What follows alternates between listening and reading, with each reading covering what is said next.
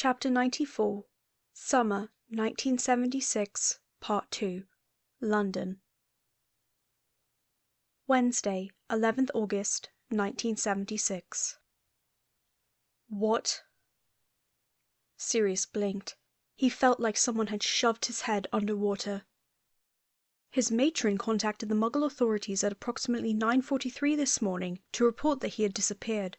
It would appear that he has run away. However, he has left his wand and various other possessions at St. Edmund's, which warrants some concern. Remus was gone. Remus was missing. Remus had disappeared and left his wand. Why would he leave his wand? I had hoped to find him here. Dumbledore sighed. Fleamont, will you let me know if he stops by? Of course, Mr. Potter said, nodding. You'll be the first to know. Thank you. Dumbledore paused briefly. Then, if we are unable to locate him within 24 hours, I'm afraid I will have to report this to the Ministry. Sirius's head snapped up. What? Why? What do you mean, report it? Dumbledore turned to gaze at him. Well, I have to tell the Ministry that I have knowledge for an unaccounted-for underage wizard with a potentially dangerous medical condition. He said it calmly, eyes tepid. None of them had to ask exactly what the headmaster meant. Rage cut like a blade through the fog that had enveloped Sirius's mind. No! He cried out, before he could think about it. You can't do that! Dumbledore continued to stare at him calmly. I'm afraid I will have no choice. You will learn about it shortly in the paper, I am sure, but I must inform you all that there was an attack last night. It would appear that Voldemort is now in league with dark creatures. There were several deaths. Mrs. Potter gasped, pressing a hand to her chest. Sirius felt sick. Albus, surely you don't believe that Remus— No. Dumbledore held up a hand, cutting Mr. Potter off. Remus was not involved in any way. Poppy confirmed this morning that he remained at St. Edmund's for the duration of the night. Sirius felt a wave of short-lived relief. But then why— I'm sorry, Sirius, but I'm afraid that is out of my hands. Dumbledore spoke as if it were final, as if the matter were already settled. He continued to stare placidly, calm and sympathetic and infuriating. It was Christmas all over again. Then you have to find him, Sirius insisted, hands curling into fists. He could be in danger. Those disappearances in the papers. What if they targeted him? What if he's been kidnapped? If Voldemort's using— I'm sorry, Sirius. Dumbledore spoke gently. But there is nothing more I can do. For right now, it must remain in the hands of Muggle authorities. His brother's voice rang through his head. Do you honestly think Dumbledore gives a shit about you? About me? About any of us? That's bullshit! Sirius was shouting now. You're supposed to be the most powerful wizard in the world. There must be something you can do. Over Dumbledore's shoulder, Mr. Potter was frowning at Sirius, and Mrs. Potter had gone pale. He couldn't see James's face, but he was sure that it was a mirror of his parents' shock. Sirius didn't care. He was seething, heart twisting in his chest. Dumbledore remained poised and calm, the picture of level-headed rationality, but Sirius thought he saw something flash in his eyes. I have already done all I can. His voice didn't waver, without drawing attention. If I were to take any further action, I fear that the Ministry may begin asking questions, whether we want them to or not. He softened slightly. I truly am sorry, but there's nothing else I can do that would not risk causing more harm. Sirius wanted to hit him, to scream and kick and claw at those stagnant blue eyes. Stop it, he reminded himself. You're on the same side. Dumbledore stared at him, as if he knew what Sirius was thinking. Fine. We'll find him then. Sirius turned to look at James, and his friend stared back. Wide-eyed shock was replaced with staunch determination. James nodded firmly, stepping to stand at Sirius's side. Dumbledore looked at the two of them standing together. After a moment, he smiled. Your loyalty to your friend is admirable. I have the utmost faith in your ability to succeed. If you would like, I can give you the street address of St. Edmund's, so that you might begin your search there. Yes, Sirius said, still trying to strangle the anger in his voice. After a moment, he added, Please. Dumbledore waved his hand, and a slip of paper with an address on it appeared. Turning to James's parents, he said, "I do not believe that Remus is in any immediate danger. It seems that the most likely situation is that he has simply run away. It would therefore be prudent for someone to remain here in case he drops by." Mrs. Potter was pale, still clutching her chest. "Of course," she said quickly. "Of course, I can wait here. But Fleamont can't go with the boys today. He has to—" Dumbledore nodded and she stopped talking. All three adults glanced pointedly at the boys, engaging in some sort of silent agreement to keep private the details of whatever it was Mr. Potter had to do. "As I've said, Euphemia, I do not believe that Remus is in any immediate danger. The Muggle world should be safe enough during the day, although," and here he turned to James and Sirius, "I would advise that you ensure you are home before dark." Both boys nodded obediently when faced with the somber warning. While Dumbledore said his farewells to the Potters, Sirius rushed back upstairs, dashing down the hall towards his room. As he ran, Mary's door swung open and her head poked out. "Sirius?" she asked. He skidded to a halt. "What's going on?" Sirius blinked, trying to catch his breath. He'd completely forgotten that Mary was still there. "Remus has gone missing," he heard himself saying. "James and I are going to find him." Mary made a dismayed noise in the back of her throat. "Missing?" "Yeah, but it's fine. James and I are going to find him." "But what happened? How long's he been missing? When did it happen?" "This morning," Sirius bit out, quickly losing patience. He didn't have time to answer Mary's questions. He had to find Remus. "They think he's run away." Mary's brow furrowed. "Do you know why—" "No, Mary, sorry. He ran off this morning. That's all we know. Now I've got to find him. I think you should probably go home." "Maybe I can help—" "No!" Sirius snapped, regretting it immediately when he saw the hurt leaking over his girlfriend's features. "Look, I'm sorry. It's just— this is something James and I need to do alone. Please, Mary, just go home. I'll write to you once we've found him, okay?" Mary sniffed, looking offended despite the apology. "Fine," she said stiffly. "I'll go." Sirius grabbed her arm as she turned, stopping her, feeling frantic and guilty and like he was trying his best to swallow his heart. "Mary," he said earnestly, "I really am sorry. We need to find him." Mary studied him, eyes roving over his face. After a moment, she said quietly, "Okay." Sirius was not sure what he had expected of St. Edmund's. Some place like Hogwarts, he supposed.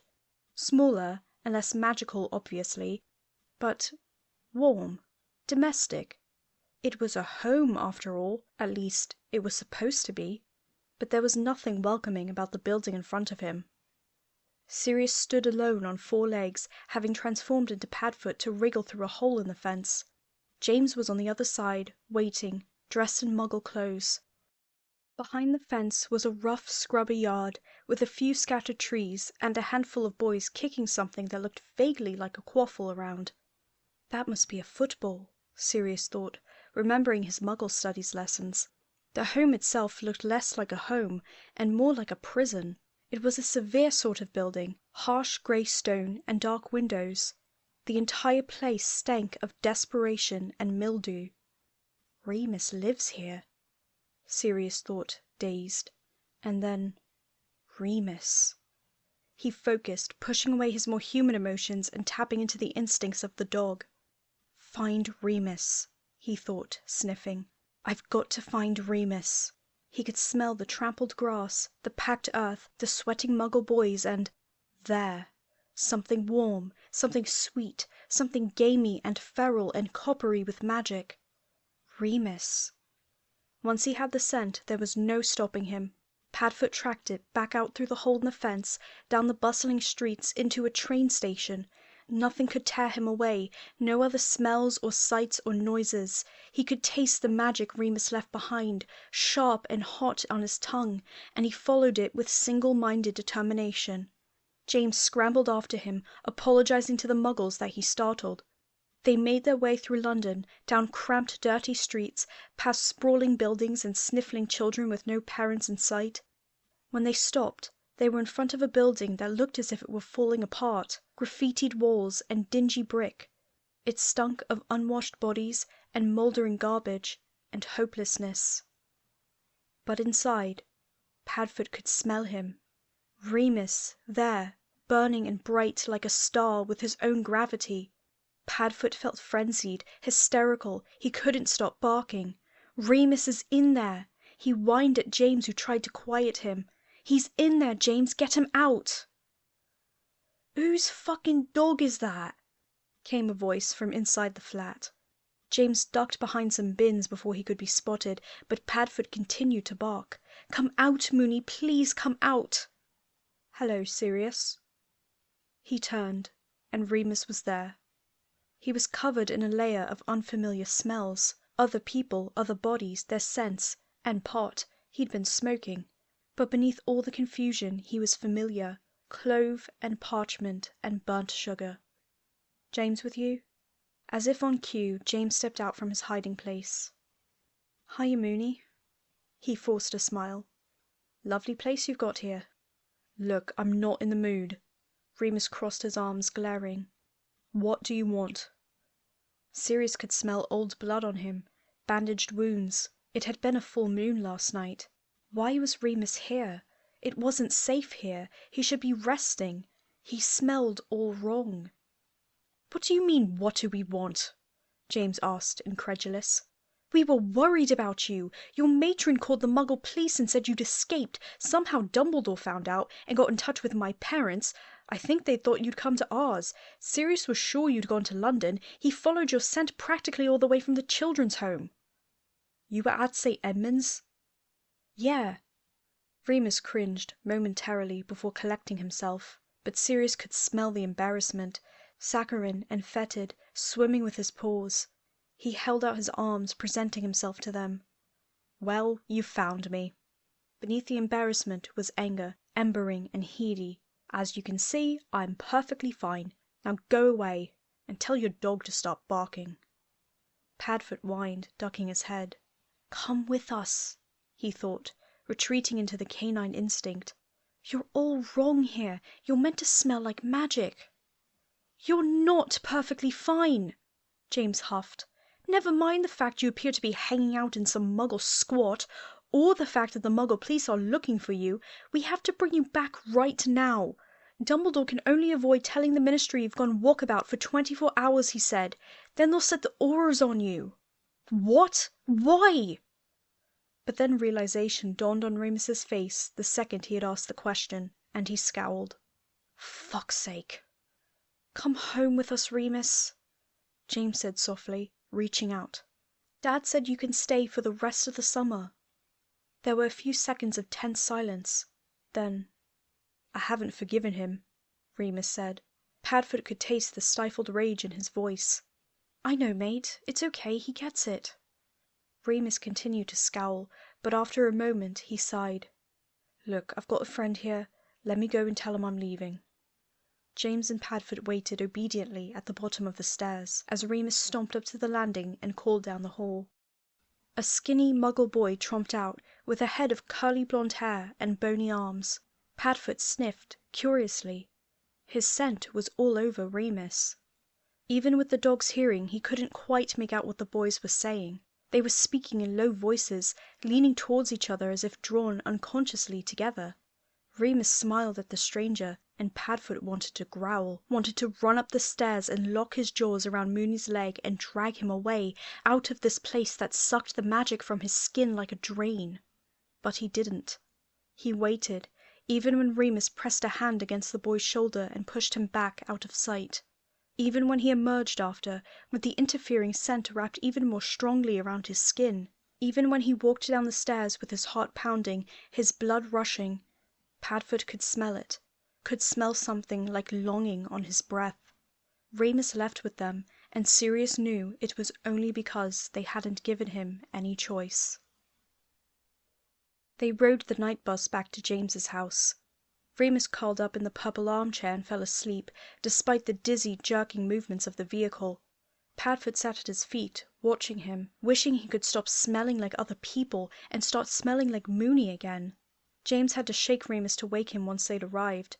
It was late afternoon, and the sun was full-bellied and low in the sky as they paused in front of the gate. "Will Dumbledore be there?" Remus asked, anxiously. I think he's gone, James said, reassuring. Then, Moody might have stopped by, though. For me? He's seeing my dad. Look, I didn't want to say anything on the bus, but it's been a bad summer, for the war. We're losing. Losing? Yeah, let's talk about it inside. Padfoot? James snapped his fingers, and Sirius transformed at once. Remus turned away, refusing to look at him. Sirius tried not to wilt. The moment they stepped through the door, Mrs. Potter came bustling over. "Remus!" She pulled him into a hug, weary with relief. "Euphemia!" barked a gruff voice from the living room. "Oh, for goodness sake!" James's mum huffed and took a step back to look Remus in the eye. "What did Monty and I give you for Christmas in 1973? "A chess set," Remus responded immediately, looking over towards the living room. "It's him!" Mrs. Potter shouted, crushing Remus back into her arms. "We were all so worried about you, dear." "I'm okay," Remus reassured her, uncomfortable with the attention. "We thought you'd been... Oh, well, it doesn't bear thinking about. People going missing, dark marks. I really don't..." Her lip trembled for a moment before she gathered herself. "Never mind." She smiled warmly. "Something to eat? Or would you like a wash first? Albert sent your things. They're up in your usual room." My things?" "From the home, dear. Dumbledore sent them first thing this morning." As she spoke, Moody appeared in the doorway of the living room, surveying the scene. One of his eyes was now covered by a dark leather patch. Neither James nor Sirius had been brave enough to ask why when he'd arrived earlier in the house. "Lupin?" Moody said gruffly. "A word?" "No, Alistair," Mrs. Potter said firmly. Sirius watched, surprised, as she placed herself between the two of them. "He's only just arrived, and look at him, he's clearly exhausted. This can wait until tomorrow. Effie, this is a matter of the ministry." "Oh, I don't give a toss," she scolded, hands on her hips. "He's only 16, he's not of age, and he's in my care. Remus," she turned, and her voice abruptly became gentle, honey-sweet. "You just pop upstairs, eh? I'll have Gully send up some food, but don't come down until you're quite ready." Remus blinked, looking just as shocked as the rest of them. He murmured a quick thanks before obeying her instructions, shuffling over to the stairs and trying to conceal a slight limp as he climbed. Sirius watched him until he disappeared from sight, weak with relief. "He's safe," he told himself. "He's fine. He wasn't hurt. He's safe." Now that the frantic energy of the search had worn off, Sirius felt wrung out, like he could lie down and sleep for an entire day. But he followed James to the kitchen, waiting silently as Gully made a tray. And when James asked to bring it up, Sirius followed him to the stairs, where he turned and said, "Look, I'll ask him if he wants to see you, okay?" Sirius nodded numbly. "Okay. But if he says no, just don't push it, all right? Not right now." Sirius nodded, not trusting himself to speak.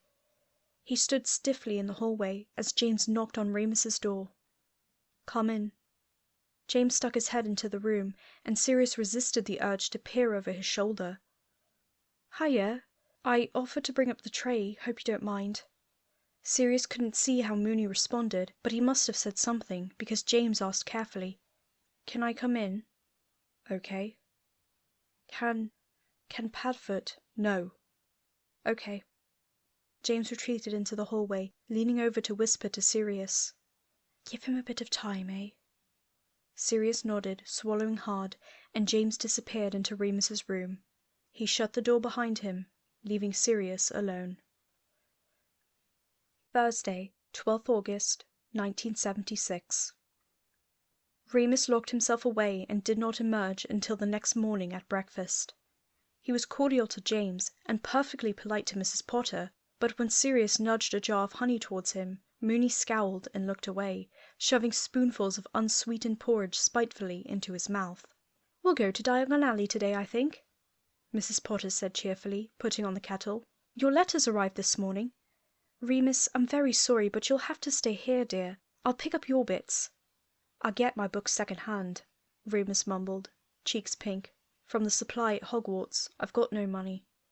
"Oh, well, I don't mind. I'm already sorting it for James and Sirius." "I'm paying you back." Sirius said quickly. "As soon as I'm 17, I promise." "I know, dear." Mrs. Potter smiled warmly at him, patting his arm. "I can't pay you back." Remus finally looked at him for the first time since he'd arrived, glaring daggers from across the table. "Even when I'm 17, I haven't got an inheritance." Sirius swallowed and dropped his eyes, unable to hold the gaze. Why was he always saying the wrong thing? "Why can't Remus come, Mum?" James asked, glancing between the two of them. "He's never been before." "I'm afraid it's not very safe, love," Mrs. Potter said sympathetically. "Dumbledore and Moody both agree. After the attack." A stiff silence fell over the table. Moody was still in the house. He refused to leave until he spoke with Remus, which had resulted in a very awkward dinner the previous night. Luckily, the Auror had abstained from breakfast, but he was still hanging around somewhere, waiting to talk. "Wait!" James yelped suddenly. "Our letters arrived!" Sirius shot him a questioning look, but then realized abruptly why his friend was so excited. "My goodness!" Mrs. Potter chided, eyes twinkling as she pulled out 3 thick envelopes. "If it took you that long to cotton on, then I'm very concerned about your owl results." She passed the letters to the respective owners, and the envelopes were quickly disposed of. Sirius scanned his paper hungrily, the familiar competitive spark lighting in his chest as he stared down at his grades.